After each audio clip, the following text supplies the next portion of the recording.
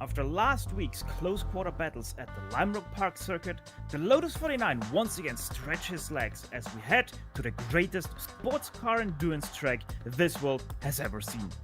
The track we speak about is none less than a 13.6 km long circuit, the Vanguard du Mans. With the championship in its closing stages, the top 5 still have a mathematical chance to win this season.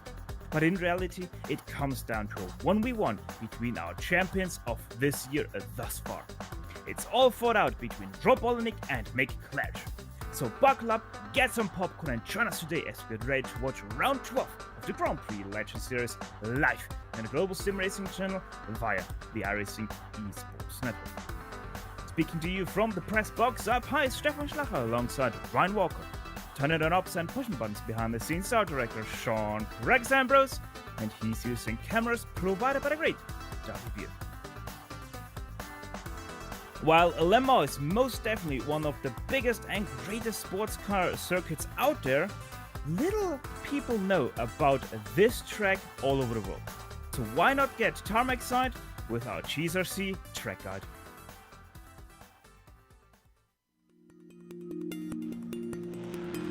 Welcome to Le Mans.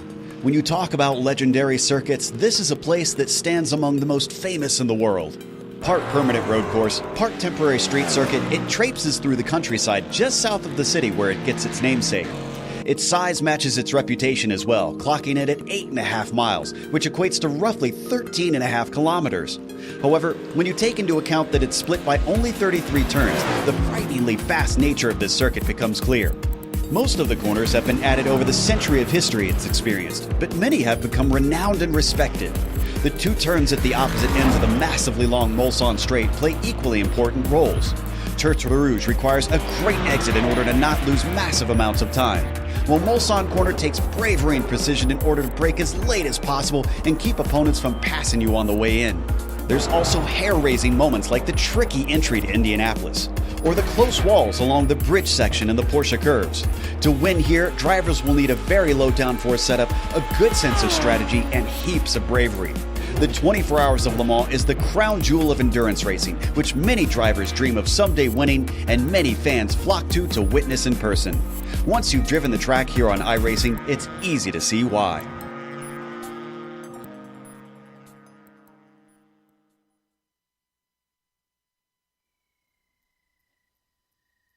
A short summary from the great Joe Peak about what Le Mans is all about. Are you looking to take advantage of GSRC's over 1 million monthly global impressions? From official series sponsorships to commercial placements, we have advertising options customizable to suit your company's needs. Follow the link in the description to learn more. And as always, learning more, that's what we're all about here at GSRC. So Ryan, why don't you tell us more about Le Mans? Yeah, it's such a fantastic track, and it has a really big history about the place. And it's hosted the real life 24 Hours of Le Mans. It's hosted MotoGP. It's hosted also the classic 24 Hours of Le Mans with the classic cars, and they also host a motorbike 24 Hours of Le Mans as well, which is a bit unusual, but pretty cool to hear. And the track is 8.47 miles in length, or 13.6 kilometers if you prefer to use that. Has an amazing 31 turns, and it's located close to the town of Le Mans, or Pays de la Loire. Hopefully I got that right. And today we'll be using the classic Le Mans layout, so there's no chicane. It's basically just one big straight when it comes on to Mulsanne. Yeah, it should be very interesting to watch that unfold here today. By the way, the bike 24 Hours of Le Mans, that's driven on the Bugatti circuit that we sadly don't have on iRacing. Things we have on iRacing though, that is the F1's Driver Championship here about the series. And Mick Clash, as already said, he is one of the 2 drivers that still are quite close together. He is in first place with 378 points. Rob Olenek only 17 points behind him, so that should be really interesting in these last 2 races of the season, with Nicola Coach already 40 points back, Trengate another 9 points behind, and then Rafael Dorado, a new face inside the top 5 here in this series. He is 84 points already behind. Things that are decided already though, Ryan, that's the F2 Drivers' Championship. Yeah, the F2's Drivers' Championship has basically been decided with basically 1 round remaining after today, and Finland's Antti Kerinen has pretty much got it in the bag, so he doesn't have to worry about being under pressure. So it's going to be a battle for second place between David Rossi, who's sitting 113 points further back from Kerinen, as I say, got it in the bag, and then Pekka Risto in third.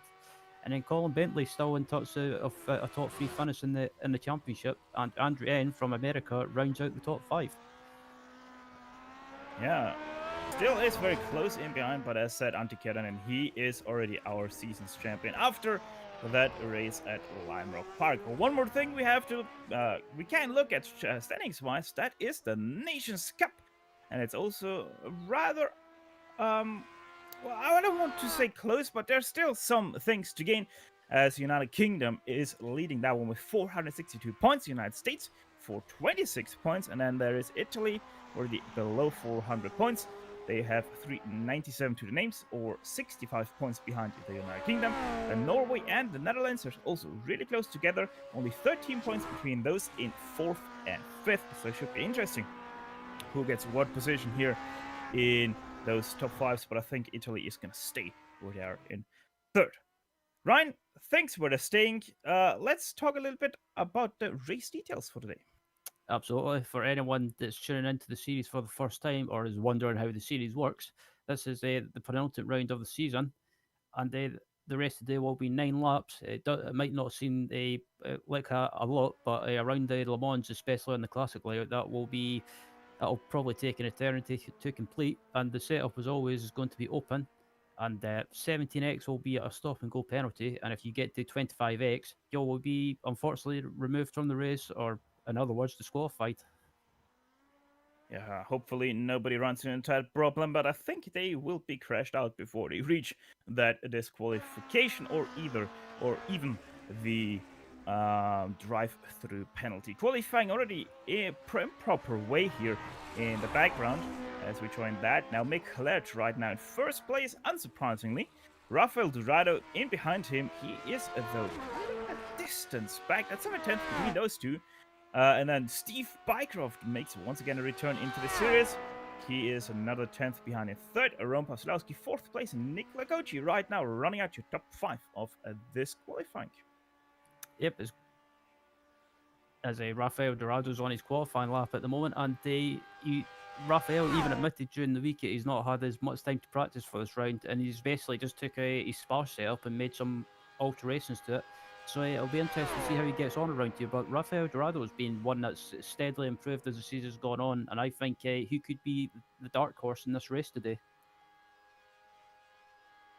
Well, one thing we also have to talk about is the Rob Olenek predicament, pretty much. Because the thing is, he's running, as we have been told, very high tire pressures, which will suit him if the track temperature is high.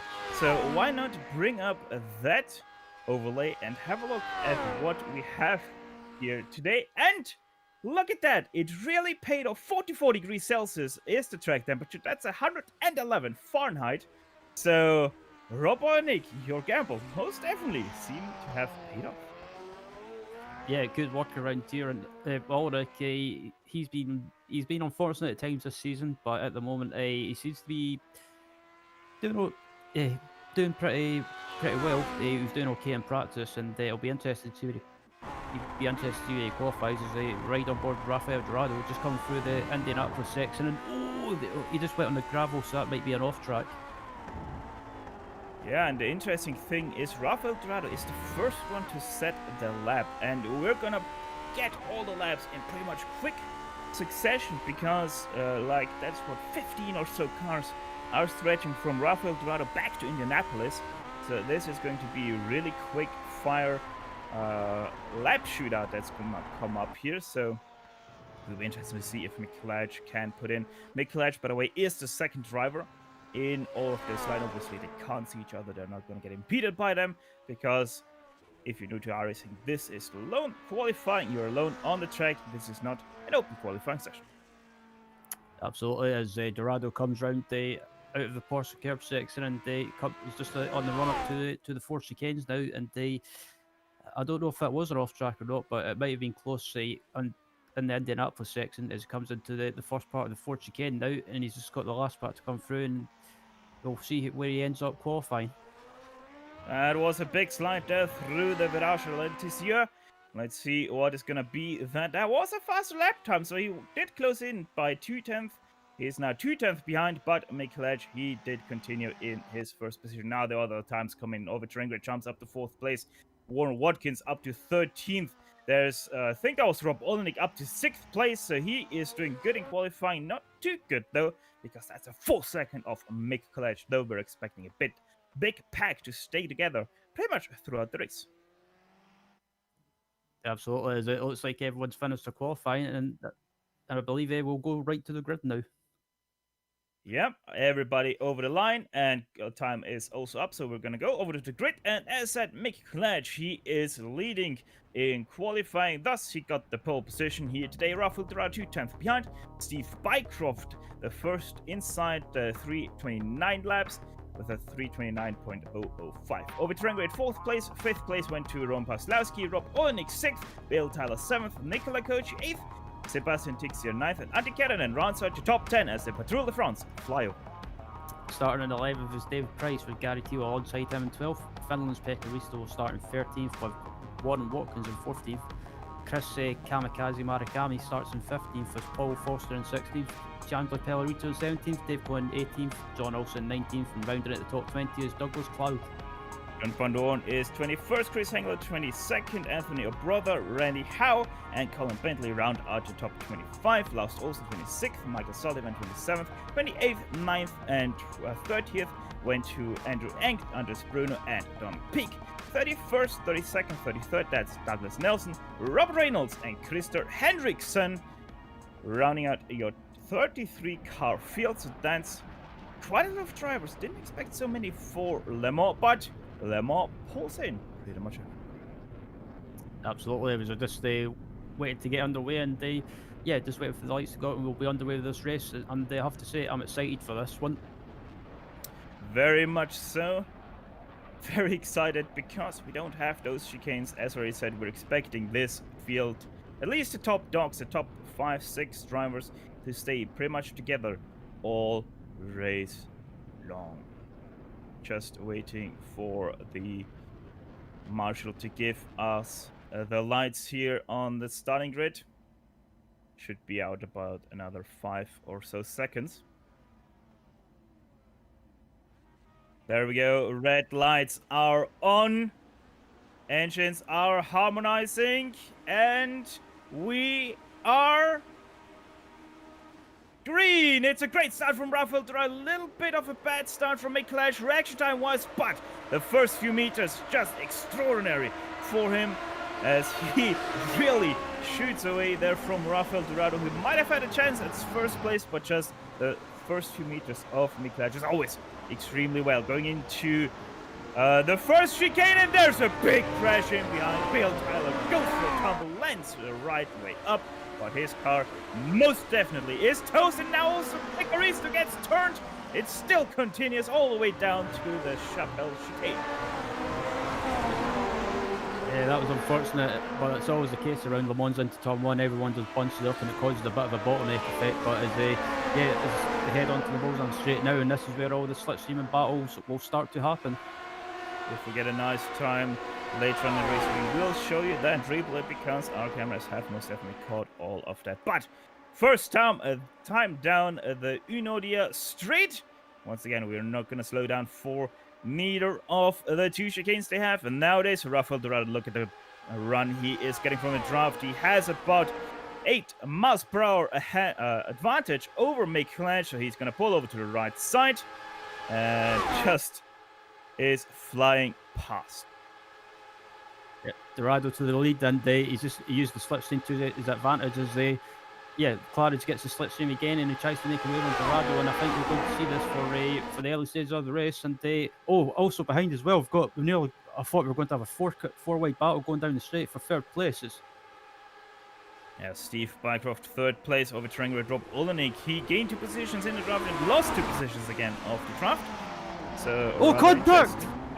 Oh, Rafael Dorado spins himself around on the back of Mick Kledge, I think.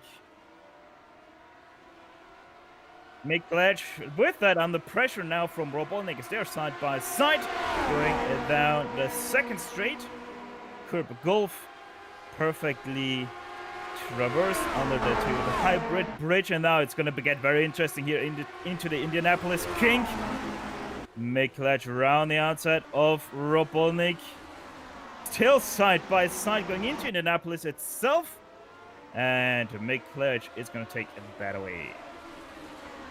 Yeah, Claris managed to hold on to the lead through Indianapolis, and he wasn't prepared to give an inch. But that incident with Dorado, it caused the Claris to slow down, and it's allowed the others behind to close right up. Seems like also that incident between Mick Kledge and Rafael Dorado was a little bit of net code. So unfortunate for both of them, but it seems like Rafael Dorado didn't get any damage, and so also did Mick Kledge not have any damage. We're gonna look back here real quick to Rafael Dorado. There he is. Still running in, I think, 6th place it is. If I can count my cars. Actually 7th, so I can't count my cars. But yeah, Mick Kledge out of the Corvette chicane here. He's going to be leading for the first time around with Rob Olnick in 2nd. Sebastian Tixier from 9th up to 3rd. Very great shot from him. Over train grade 4th place. Ron Paslowski will come over the line in 5th with Nicola Kosher 6th for Rafael Dorado. A little bit behind, but I think he's going to catch that train before it leaves the station in 7th. Steve Bycroft, 8th place. Warren Watkins already quite far off, 8 seconds that is. In 9th and 10th place to Chandler Pellerito. Yeah, I was just watching Claridge as he came up the run up to the Dunlop chicane. Oh, Koji with a near spin through Dunlop chicane. Keeps it all together, so run. No problem. As yeah, we're just about to look at the replay of that now to see what happened to Kochi, and it looks like he might have just got a bit sideways by the looks of it into the chicane, and yeah, still looking now, and he just got sideways on the exit a little bit. And he is continuing to struggle even through up to Ted Rouge. He was still sliding on his back tires, so it really did hurt him there. Maybe even a little bit hot on the temperatures now because of that first slide through the Dunlop chicane. But obviously this does help a little bit. Rafael Dorado, he got that slipstream. Going up front though, Rob Olnick, he got past now Mick Kledge because of the draft, but look at that. Mick Kledge already starting to gain once again 345, 346. Will we get a 350 kilometers an hour? Not quite. 349 is where he topped out before popping out of the slipstream. He's gonna go past once again, and now this will be once again the moment for Rob Olnick to go past Mick Kledge, and that's just how this car rolls here at Le Mans with the big straights. You can pass about 2 times down the very long straight into Mulsanne, but this time not for Rob Olnick, as he has to settle once again in 2nd place over train grade. He did overtake. I'm missing 3rd place here. Sebastian Tixier. Something happened to Tixier because he's way back all of a sudden. Yeah, I'm just having a look at the replay on my end to see what happened, to see if he made any mistakes, and Oh, you know what? I think Tixier had a slowdown out of Ted Rouge because he was mighty slow and off throttle down in Odia. Yeah, definite slowdown for Tixier out of Ted Rouge because you have to get back onto the track once the curb ends on the exit. Otherwise, you're gonna get that slowdown, and now he even has big issues through Indianapolis. He loses more time. That means Tixier only in 8th place. Yeah, that's the thing with Le Mans as well. You can't really. There's some places that you get tempted to really run wide and try and test the limit and try and gain as much momentum. But if you run too wide and go over the curb, you get a slowdown, like you mentioned, and around Le Mans that can cost you big time.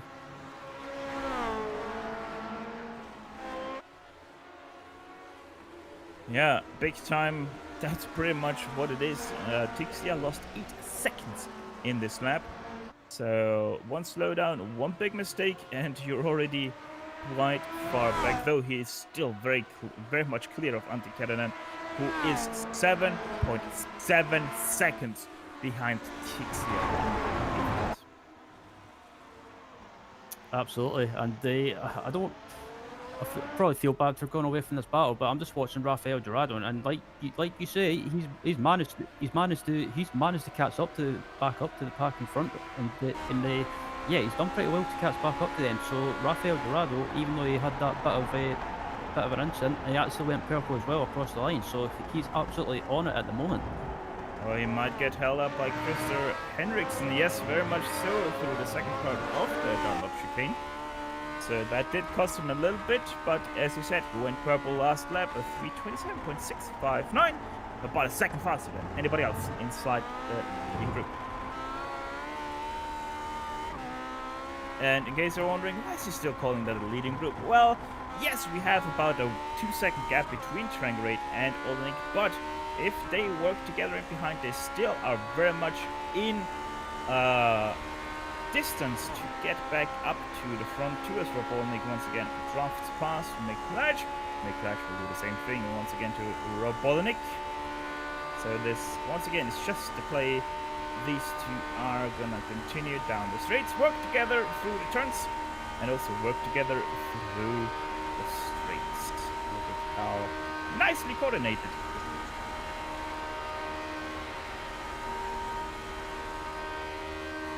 Thing is, though, over Trangrate in behind, he is catching. He's doing 351 kilometers an hour, so that's 4-5 kilometers an hour faster than those two are doing.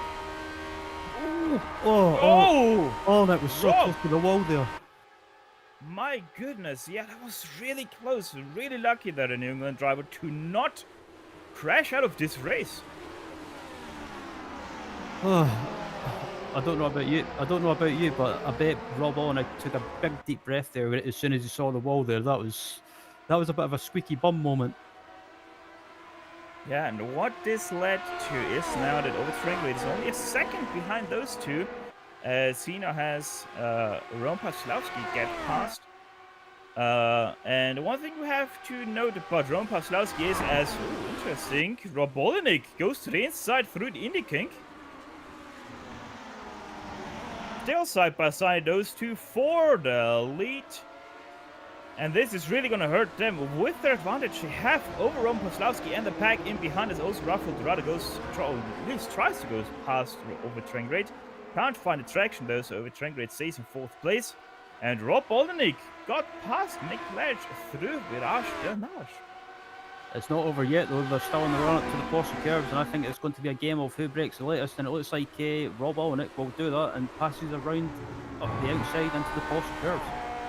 Smart thing by McLatch 2 into Porsche. Don't really go in the lowest 49. You need all the track there is to survive that turn. But yeah, as said, Ron Paslowski now very much on the heels of those two. Difference is 3/10 rather. And this also leaves to, yeah, everybody inside the top 6 now once again in this train. So I told you at the start of this lap, they're still very much in contention here, and there you have it. Back together, the top 6, as we enter lap number 3. And yeah, this just looking at this pack now, it's really close together, and or usually in other races I would predict the winner, but I think for this race at Le Mans, it's going to be hard because of that slipstream down the straight, and yep, I think it's going to go right down to the last lap and who can keep out of trouble.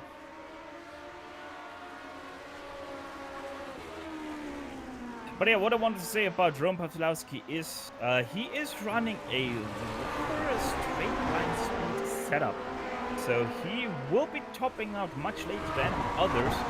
I feel like over Trangrate is kind of running a similar setup to Ron Paslowski. We're expecting them to be doing about 6, 8, maybe 7 miles per hour more down the air than the others around them. So this might get very interesting once we head into the last lap. In front though, the game continues between Rob Olenek and McLatch. McLatch drafts past Rob Olenek. Here now also comes Ron Paslowski. Look at the overspeed he has over those two.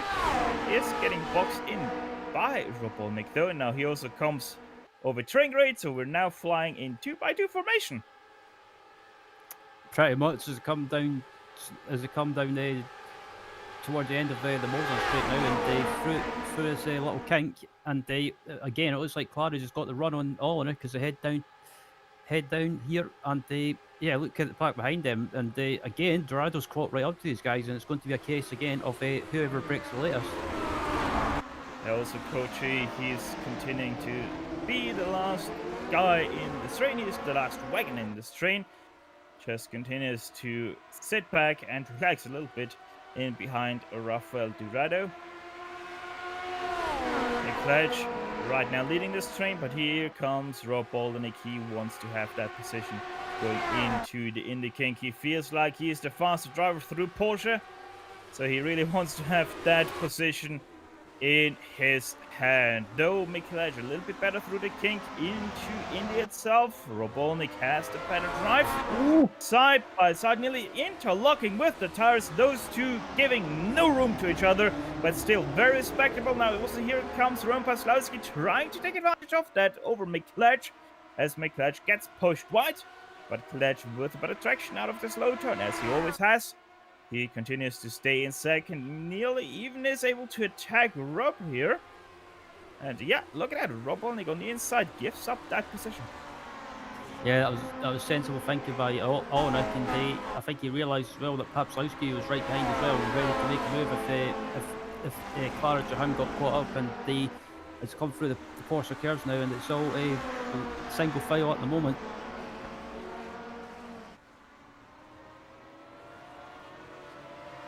Robo versus Leclerc. Not only the race right now for first place, but also the race for the championship title, as more and more drivers continue to be in the pit lane. Right now we have about the top 22 that are still reasonable within this race, as Leclerc slow down. This is gonna hurt his chances, but good thing is this 6-car train is very long. Oh, there's a car right in the racing line! Whoa, that was so close. Mr. Henriksen, that was. Or Krister, sorry. I don't know what happened to him, but that was mighty scary, and he was sitting there for a very long time. Yeah, that was a bit of a scary moment for this leading pack coming across the line up into turn one, and that might have probably gave them a fright a little bit.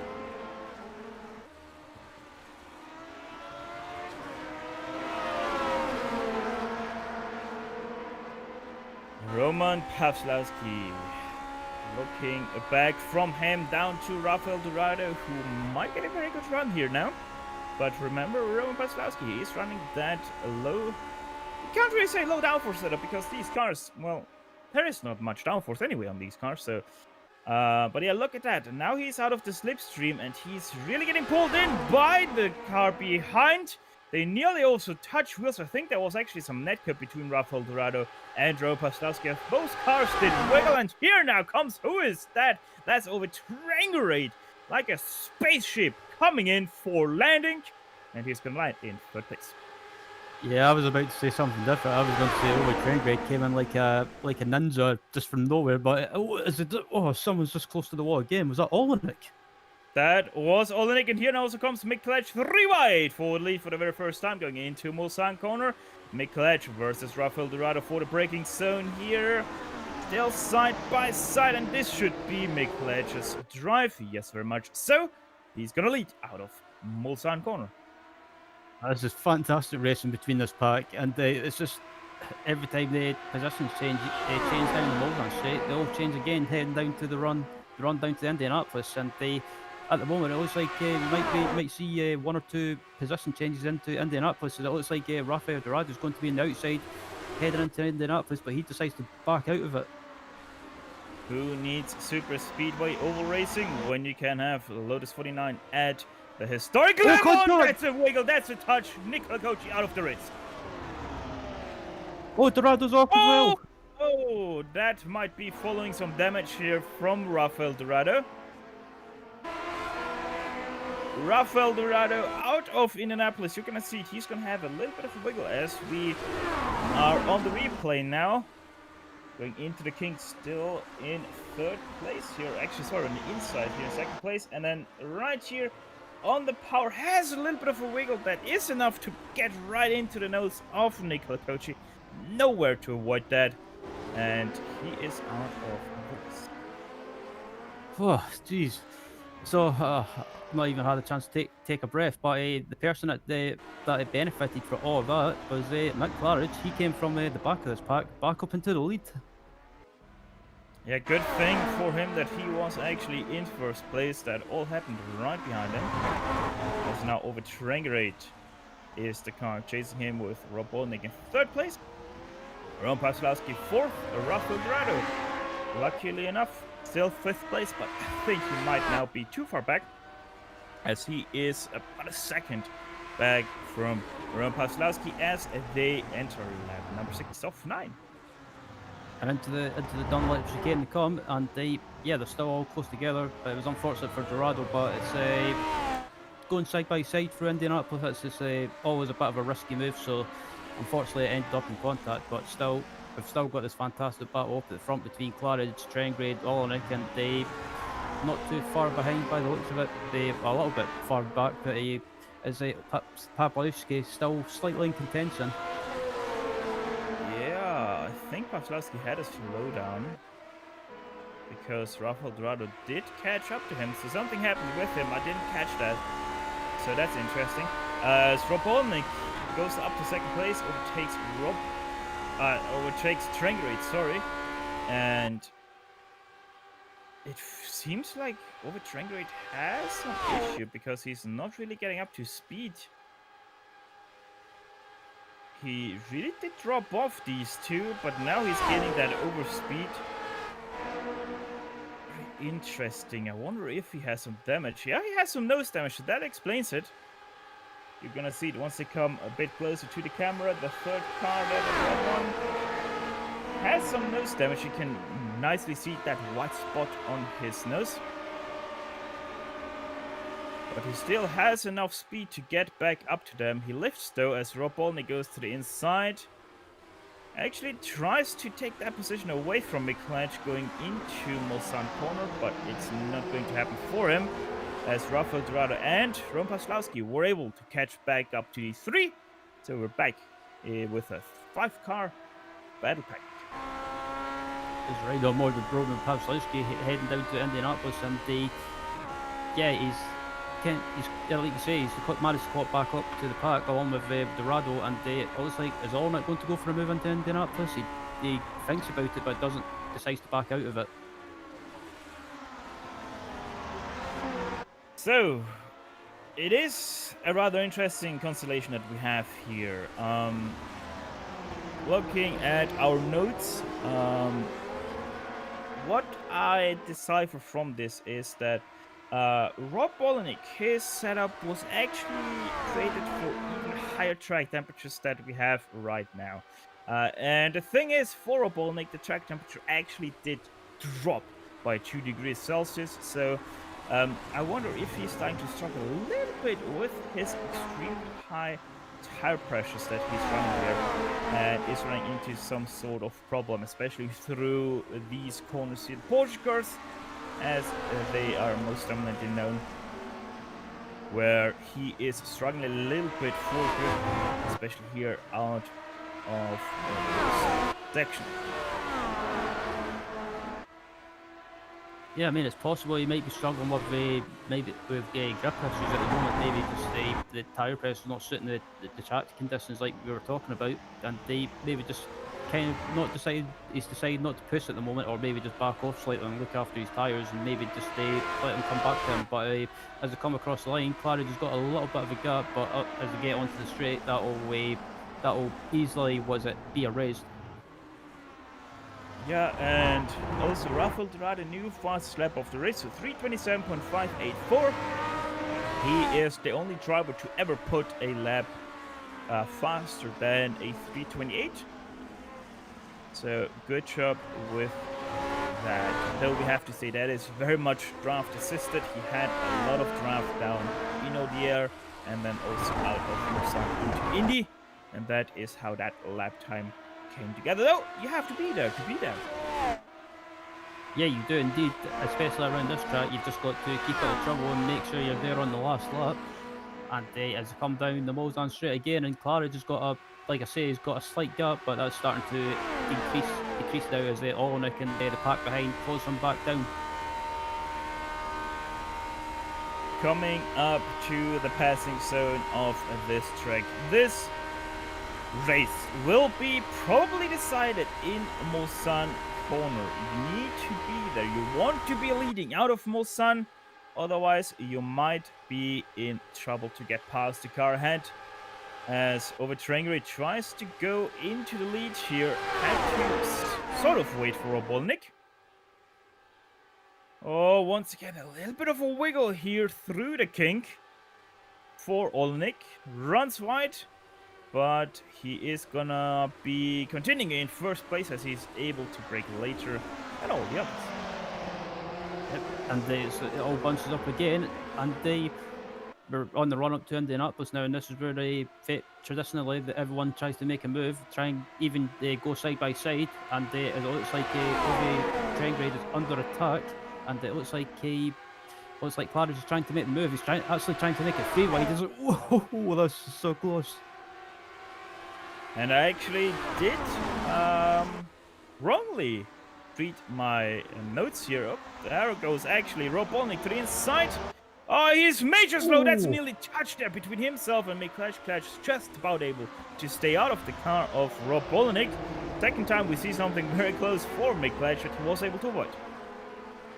Yeah, and I think Claridge tried to slow down and get an undercut, and unfortunately just about resulted in contact, and he just done enough to get slowed down a little bit. But yeah, what I read wrong is you want to be out of Mulsanne. That's where you want to have the pass, and that's the crash for Robolnik. And also Mikkelaj. Both cars continue, but how damaged are they? As they look at the replay now, heading up to the Porsche curves, and it looks like it's just going to... Oh, Claridge just braked slightly later and just carried more speed and might have just got caught out by Rob slowing down more than usual. And that was just unfortunate. Whoa! Robolnik near slide to death through the Corvette chicane. But it seems like Mikkelaj, very damaged, has a lot of understeer through the Porsche curves.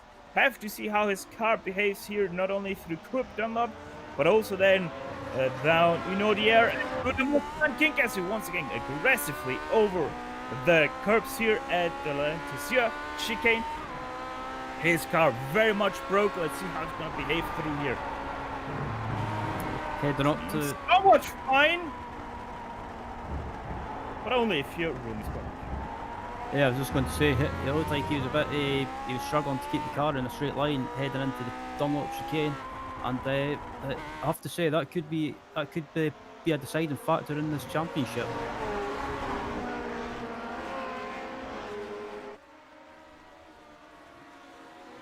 Going through Tête Rouge, taking it slowly but surely.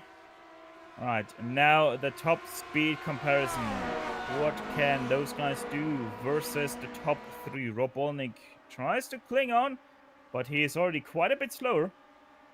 And the guys ahead, and he's starting to drop 8/10 back. 8.5 back. Mikkelaj also dropping 8/10 back from Robolnik. Robolnik now second back, but he is gaining a little bit once again because the guys ahead are starting to battle. The slower cars get shoved back, which means Robolnik seems to be able to stay in the draft. Mikkelaj, so he's starting to drop back. He's a second now back and dropping from Robolnik, sorry. As they've got a change to the lead heading down straight, it looks like Rafael Dorado, it looked like a minute the lead was going to change, but Dorado has just managed to hold on to it for the moment, and this is going to be who breaks late. Dorado on the inside, Pavlovsky on the outside, and it looks like Dorado might just hold it and manages to keep the lead. Yeah, and this kerfuffle just helped a lot. Mikkelaj, as he got to the back of all of these guys. Overtrangere is really struggling out of Mulsanne. He's even going to get overtaken by Mikkelaj. So Mikkelaj fights to live another day. But the question is, once Porsche once again comes around, how much is he able to stick with those guys? Robotnik tries to go for a lead on the inside of Rafael Drad. That's not gonna end well for Rafael Drad. He gets pushed really wide. Just about makes it inside the curb once again for the Indy corner. And Jeremy Clutch now in 4th place, so let's see how he is gonna be handling Porsche curves.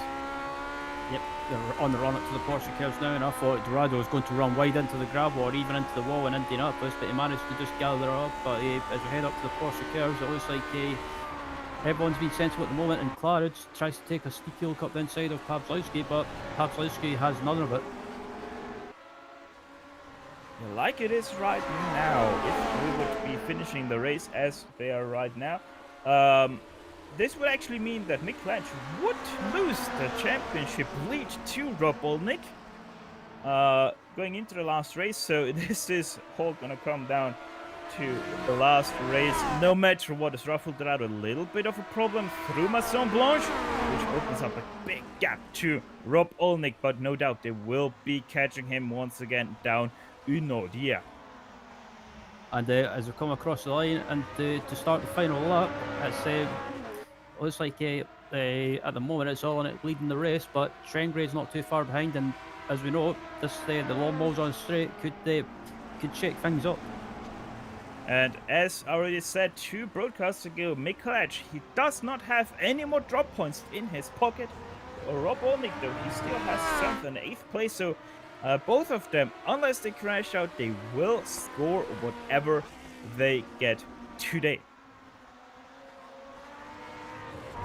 We're gonna be riding on board Ovid Trengrade come Mulsanne Straight, as it's also known. Oh, Mick Lynch, oh, that was the grass.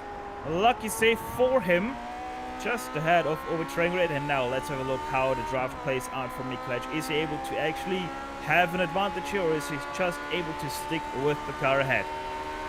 Roman Paslowski, the car ahead of him, so he is quite a good measuring stick here. And look at that, Mick Lynch goes to the right side. He has the draft, but now he leaves it, and this might leave Roman Paslowski to strike back once again on Mick Lynch. Look at that, though, in behind. Over Trengrade takes it 3 wide to the very far outside. That's extremely bumpy out there. Be careful. 3 abreast for 3rd place. They're kind of catching the top 2, but also not really, as Mick Lynch has a draft of them. Now they are side by side. Robotnik goes past Rafael Dorado. This is looking good for championship 2nd place driver Rob Olnick, as he goes once again wide through the Mulsanne kink. And now here also comes Mick Lynch. He is having the inside into Mulsanne. Rob might have to defend that one from Mick. He goes to the inside to kind of block him,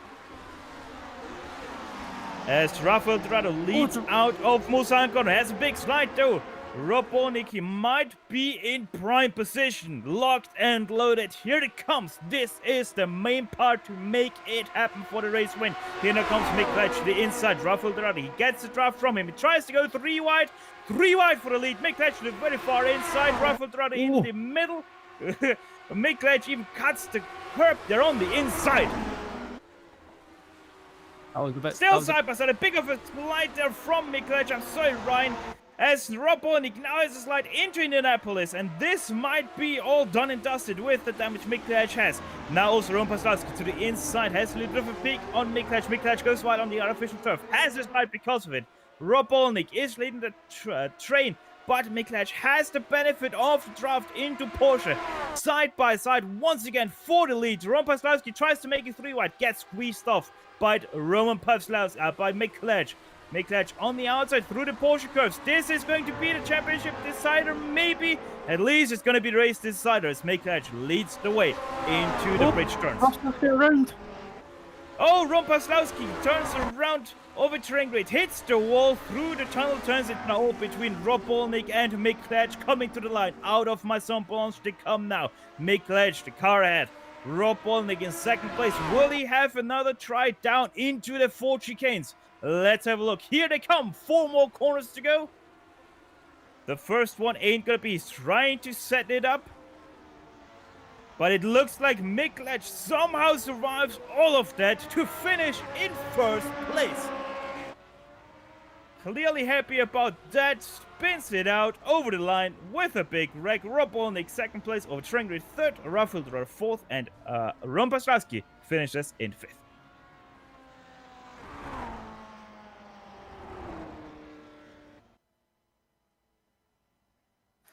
Is the replay of Papslowski's coming up now? I mean, just looking to see what happened to him in the Porsche curves, and it looks like he's maybe just sitting behind the Clarence and Olnick, trying to plan a move, and he's also under attack from Ovi Trengrid, so he just lost it, I think.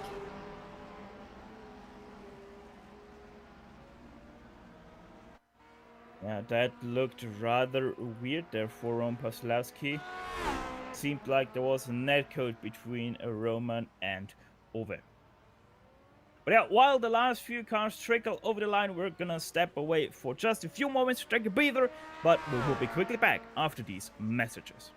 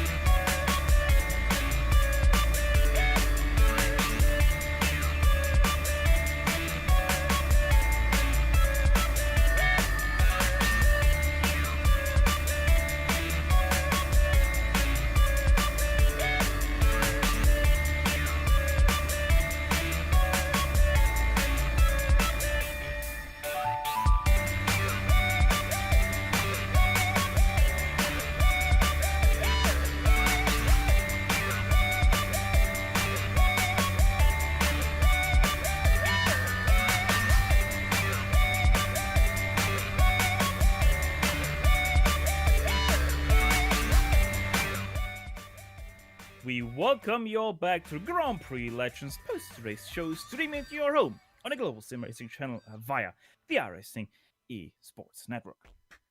And are you interested in advertising with GSRC? Our channel's 1 million monthly global impressions are a great way to get your branding seen by a diverse audience. Follow the link in the description to learn more. And learning more, as always, that's what we're about here at GSRC, so let's learn more about the fun results of this race, which Mick Kledge did win. That gives him another 5 points over Rob Olnick in the championship. standings here for the last race in the Grand Prix Legends Series. Over train rate, third place, 2 seconds back in the end, with Rafael Dorado fourth, Ron Paslowski fifth. Unlucky race for him with that late race incident. Steve Bycroft, also a very disappointing race for him, as he really had no chance of avoiding that incident ahead of him, and with that only finished 12 seconds back in 6th place. Antti Keränen in 7th place, another great showing by the Finn, with Warren Watkins in 8th, Douglas Cloud in 9th, Gate, by the way, 11 positions to finish there, and Sebastian Tixia round out your top 10. Finished in 11th was Dave Cohen after starting in 18th. 21st, John Van Dorn started in 21st and managed to get a great result in 12th. And 13th was John Olsen, 14th was Antonio Obrofa, 15th was Colin Bentley, 16th was Randy Ho, 17th was Andreas Bruno, Michael Sullivan finished in 18th, 19th was Douglas Nelson, and rounding at 20 was the famous man himself for starting at the back, it was Robert Reynolds. And it also was one of the few occasions where he didn't get lapped in a race, so well done, Robert there. Entering the first car lap down with Paul Foster, the last car 1 lap down. Chris Hengler and everybody else back rolling through the screen right now was either 2 laps or more down, or actually did wreck out. Now we're talking to today's winner, Mick Kletch. It's another 5 points over your main rival in the championship standings, Rob Olnick. Mick, you tried to time-tested pass through Indy, and it kind of didn't really work for you. How was that going to the last lap for you? Oh, that last lap was unbelievable. I thought I was nowhere after I hit Rob. I couldn't believe I hit someone that hard and not had any damage on the car. Well, I lost a bit of top end early on, I think, from when Rafael went into the back of me. Not too sure, to be honest with you, because my tyres take ages to warm up, but it seemed pretty good on the last lap anyway. But yeah, I always try that move down that long straight after Mulsanne, because it's really hard to pass after that. And I couldn't believe the line I took to get round Rafael there up on that grassy bit on the right hand side. I've never been up there ever in practice or any race. I didn't know if I was going to get a slowdown or 1x or whatever. I didn't know, but I just knew I had to get round and on that straight. So that's what I tried. And then, lost a bit of momentum. I think I was a bit too tight going into Indianapolis, and Rob got it back. But I was able to hold it through the Porsche curve. I can't believe that.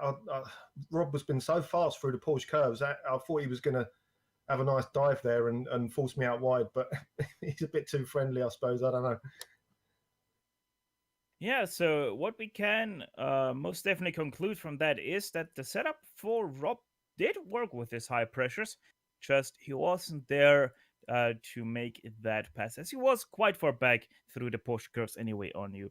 Now, let's have a look out into next week. It is going to be the championship decider, no doubt. It's going to be, I think, 23 points now between you two, if I have the numbers correctly in my head.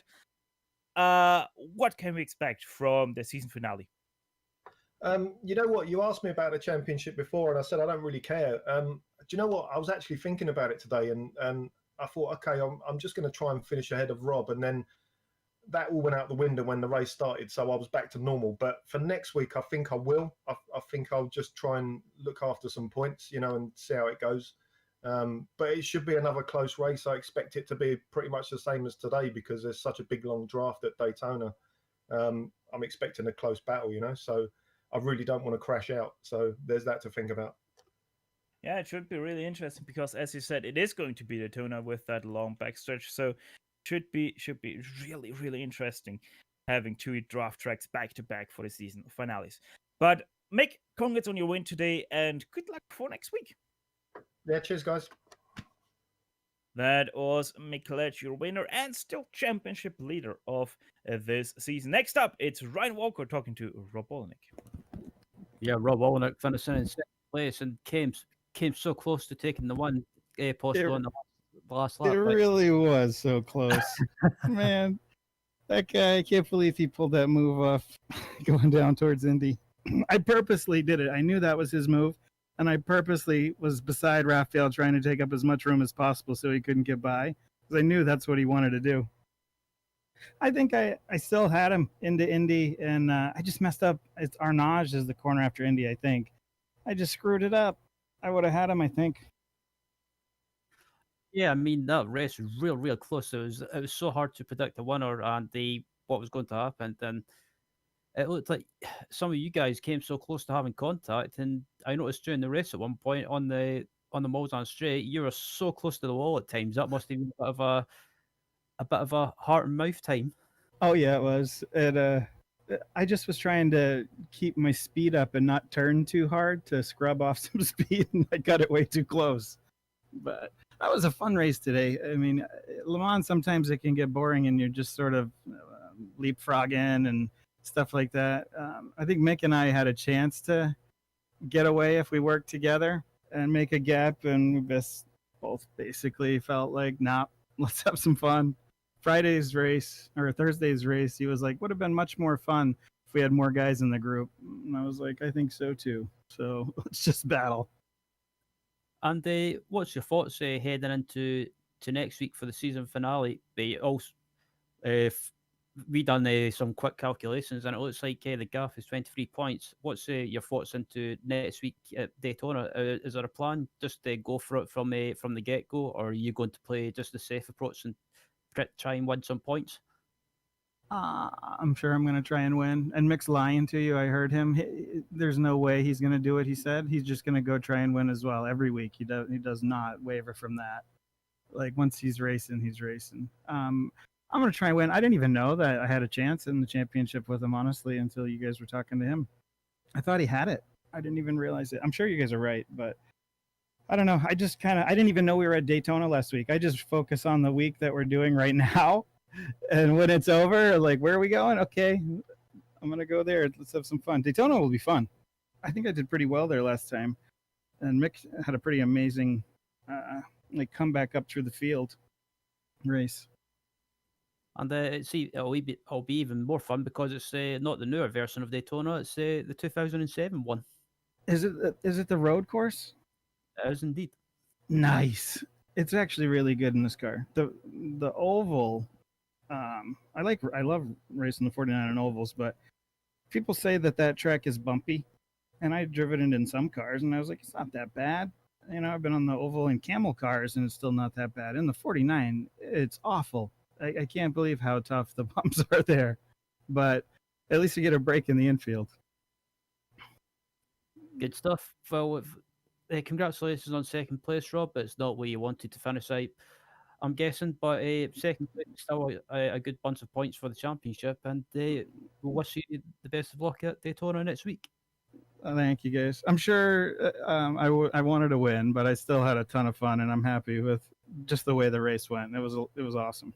But I'll see you guys next week. Bye-bye. That was Rob Olenek finishing in second place, joining us in the booth, and I believe up next, Steph, you have fourth place finisher Rafael Dorado.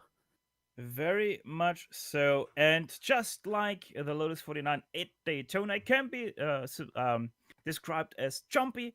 Rafael Dorado's race could also be described as that, as he did jump up and down the order throughout this race. Rafael, fourth place only for you, but still a very great comeback there after that very early incident. Yeah, first I want to apologize to Mick and to Steve Bycroft for that incident on lap 1. It was my mistake. I misjudged my distance to Mick. I felt like it was safe, but in the end there was a contact. Luckily, Mick wasn't taken out, but I think Steve got some damage in his car. And I just want to say really sorry to him about that. And after that, I was just really nervous, not very confident at all. I didn't have a chance to practice as much as I would like this week. Had all sorts of problems. But in the end, I was surprised to be in the lead pack. And I'm happy with fourth, to be honest. Yeah, really have to be happy with that. You're going to stay inside the top 5 here going into the last race of the season. What is your expectation? What do you think you are going to be able to do in the last race?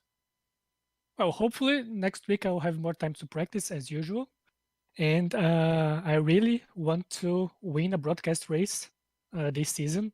So I'm going to put lots and lots of hours of practice to try to win that race. Also, I'm gonna see if I study a little bit of strategy, because really Mick today, I need to take my hat out for him, because he was just super intelligent with his strategy to win the race, to make the move at the right time. And I need to level up my game if I want to be able to win in Daytona. Well, Raphael, I think I'm not gonna lie to you if I think that when I say that I think you are gonna be one of the top dogs entering that Daytona road course. Thank you very Raphael, much. congrats once again on your 4th place finish, and good luck for next week. Thank you very much, guys, and thanks for the broadcast. Raphael Dorado, the most improved driver this season apart from Antti Kernen, talking to us there. And with that, as always, GSRC would like to thank everyone on the track today for a great show, and especially the Lotus 49 community for contracting with GSRC to broadcast it. Right now, on your screen, you can see all of the companies that provide us with their great hard and software GSRC uses to deliver you the best possible show. Additional thanks goes to Tunlalon, who provides us with her great masterpieces. See the screen for how to get hold of more of her great work. If you'd like to find out more about GSRC, please visit us at globalsimracingchannel.com. You can also find us on the social media platforms: Twitter with @GSR Channel, Facebook at facebook.com/globalsimracingchannel, on Instagram at GSRC_RAM. All of the upcoming races for our order series are now standing across your screen, so check them out and mark them down your calendar to not miss another second of exciting racing action. Finally, on behalf of the entire crew, Sean, Orion, and Dougie, I'd like to thank you all for tuning in as we pledge to give away the victory here in Le Mans. With that said, until next time, servus and sayonara, and as always, race hard, race clean, and we'll see you on the track.